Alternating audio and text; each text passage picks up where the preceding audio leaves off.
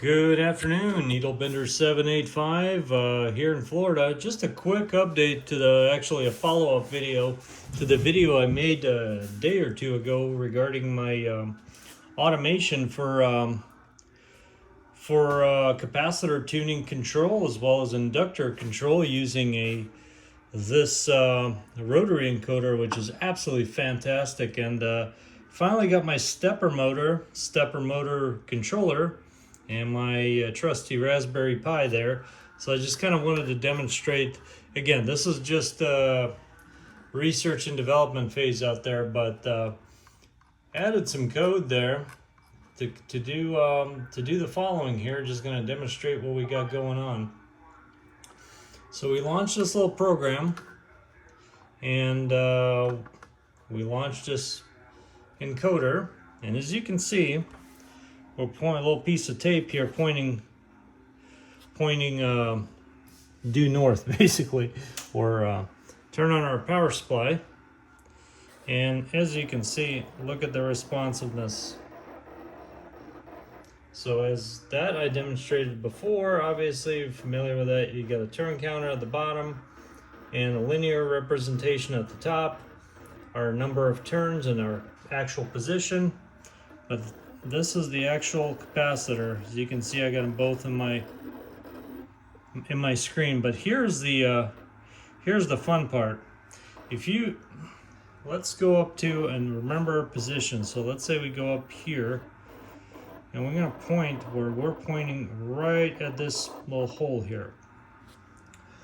Then we remember its position is well, we're kind of out of range. So let's go and point it right there. And remember, it's going to be position 912, so it's a precise position. We hit this little store button. Store. Then we can turn it anywhere we want.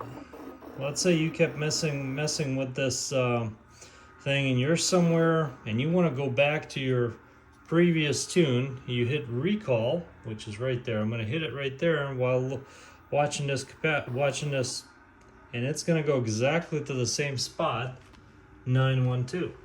So this functionality allows us to have memory of where we were on the capacitor spectrum there. So obviously we have nice screen representation of our motor, stepper motor, but we also have, now this is one-to-one response rate, which wasn't really that hard to dial in. But this is the way we're going to be controlling both tuners as well as our inductor. And as you can see, it's very, very, very responsive and very precise. And again, we got it at our 404. We hit recall, and it's going to go back to that position where it was before, 912. Anyway, this is just a quick video of what we're playing with and working with as far as rotary encoders and ability to remotely control vacuum variables without having a direct physical connection. Kind of like a fly-by-wire system on an aircraft, if you will, you know. Very, very cool stuff. Anyway, just a quick update. I figured some of you might enjoy this more deep dive on a little bit of computer programming as we use it in our next generation of amplifiers. Anyway, 73s, Needlebender 785 Florida, back on the side. Bye-bye.